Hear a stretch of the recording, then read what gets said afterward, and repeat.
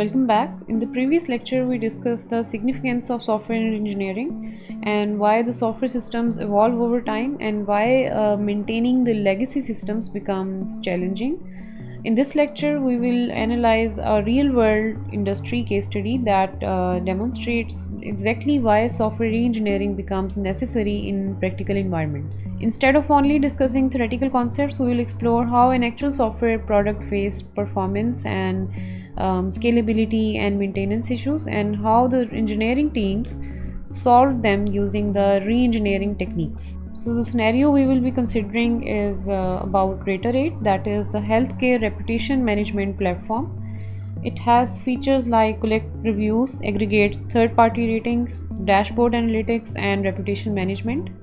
The platform gathers reviews from multiple third-party sources such as Google, Facebook, HealthGrades, and other healthcare review systems, and bring them together into one centralized dashboard.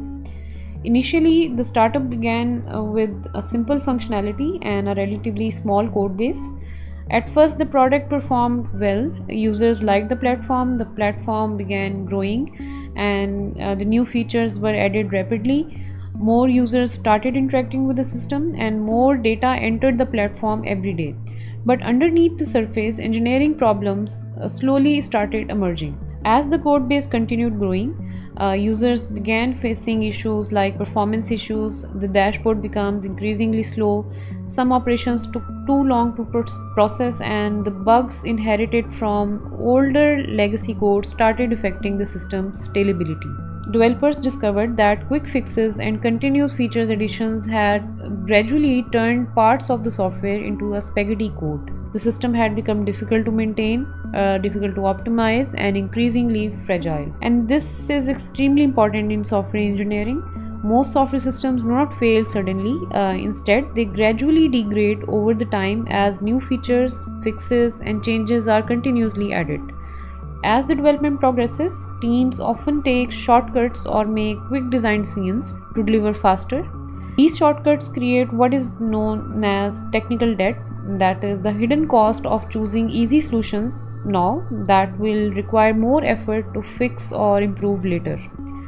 Over time, this technical debt accumulates, system architecture becomes less clean, and dependencies grow tangled, and the overall structure becomes harder to understand and modify.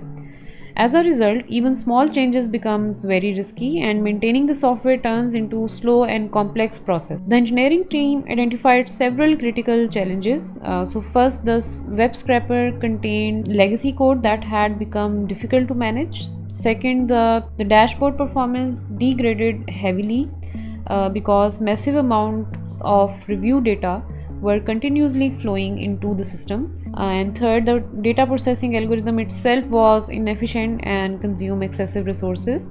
And finally, the growing code base becomes tightly coupled and difficult to modify safely. So time for quiz. Let's pause and think. What is the main reason that this system became difficult to maintain? Too many users, legacy code and poor architecture, healthcare industry, or internet speed? Let's pause for a moment. So based on case study so far, what do you think is the main reason the system become difficult to maintain?